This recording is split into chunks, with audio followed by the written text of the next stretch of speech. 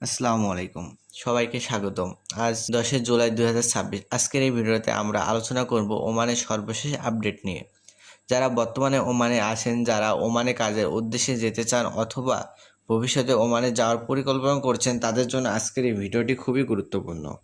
তাই ভিডিওটি শেষ পর্যন্ত দেখুন, কারণ আজকের আলোচনা থাকছে বাংলাদেশ ও ওমানের শ্রম বাজার, নতুন নিয়োগের সম্ভাবনা, দক্ষ কর্মীদের চাহিদা এবং বর্তমানে কি কি বিষয়ের প্রতি গুরুত্ব দেওয়া হচ্ছে।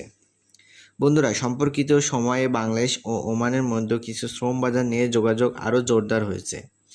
দুই দেশের শ্রম, বাণিজ্য, অর্থনৈতিক সহযোগিতা আরও বাড়ানোর বিষয়ে আগ্রহ প্রকাশ করেছে। বাংলাদেশ সরকার বিশেষভাবে দক্ষ এবং আধা দক্ষ কর্মীদের ওমানে পাঠানোর উপর গুরুত্ব দিয়েছে। একই সঙ্গে অবৈধ অভিবাসন রোধ এবং বৈধ উপায়ে কর্মী পাঠানোর বিষয়ে দুই দেশের মধ্যে আলোচনা হয়েছে। আরেকটি গুরুত্বপূর্ণ বিষয় হলো, চলতি বছরে বাংলাদেশ প্রবাসী কল্যাণ মন্ত্রণালয় এবং ওমানের শ্রম মন্ত্রণালয়ের মধ্যে একাধিক বৈঠক রয়েছে। সেখানে বাংলাদেশের পক্ষ থেকে ওমানের নতুন কর্মী নিয়োগ সহজ করার বিষয়টি তুলে ধরা হয়েছে। ওমানের পক্ষ থেকেও জানানো হয়েছে তারা ভবিষ্যতে দক্ষ কর্মীর প্রবেশ আরও সহজ করার বিষয়ে ইতিবাচক অবস্থান করছে। তবে এখানে একটি বিষয় পরিষ্কারভাবে বুঝতে হবে, অনেক সময় সামাজিক যোগাযোগের মাধ্যমে দেখা যায় যে ওমানে সব ধরনের ভিসা পুরোপুরি খুলে গেছে বা সবাই এখনই যেতে পারবেন, কিন্তু বাস্তবে বিষয়টি এতটা সহজ নয়। ভিসা ইস্যু, কাজের অনুমোদন এবং নিয়োগের বিষয়গুলো নির্ভর করে ওমানের নিয়োগকারী প্রতিষ্ঠান, শ্রম মন্ত্রণালয় অনুমোদিত এবং সংশ্লিষ্ট নিয়মের উপরে। তাই কোনো গুজব শুনে অর্থ লেনদেন করা উচিত নয়। সবসময় অনুমোদিত রিক্রুটিং এজেন্সির মাধ্যমে আবেদন করুন। বর্তমানে ওমানের দক্ষ কর্মীদের চাহিদার উপর বেশি গুরুত্ব দেওয়া হচ্ছে। যারা electrician, plumber, welder, machine operator, technician, driver বা অন্যান্য কারিগরি কাজে দক্ষ, তাদের সুযোগ তুলনামূলকভাবে ভালো হতে পারে।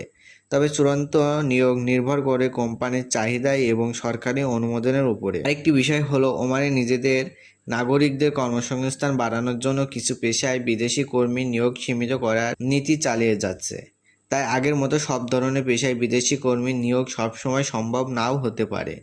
কাজের জন্য আবেদন করার আগে সংশ্লিষ্ট পেশায় বিদেশি নিয়োগের সুযোগ আছে কিনা তা অবশ্যই যাচাই করে নেবেন। যারা বর্তমানে ওমানে কর্মরত আছেন তাদের জন্য একটি সুখবর হলো, বাংলাদেশের দূতাবাস নিয়মিত বিভিন্ন সেবা ও তথ্য প্রকাশ করছে।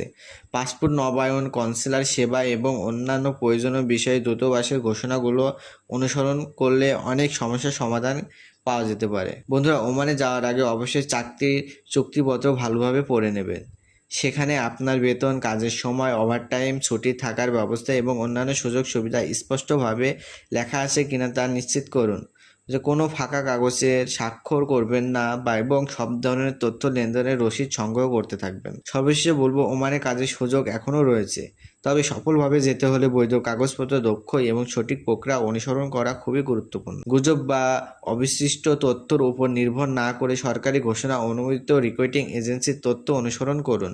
তাহলে নিরাপদভাবে বিদেশে যাওয়ার সম্ভাবনা কিন্তু অনেক বেশি থাকবে। আজকের ভিডিওটি এই পর্যন্তই। যদি এই তথ্যগুলো আপনার উপকার আসে তাহলে ভিডিওটি একটি লাইক দিন, বন্ধুদের সঙ্গে শেয়ার করুন এবং প্রবাস ভিসা ও বিদেশি চাকরি সংক্রান্ত নির্ভরযোগ্য আপডেট পেতে আমাদের চ্যানেলটি সাবস্ক্রাইব করে পাশে থাকুন। তো সবাই ভালো থাকুন, সুস্থ থাকুন। আল্লাহ হাফেজ।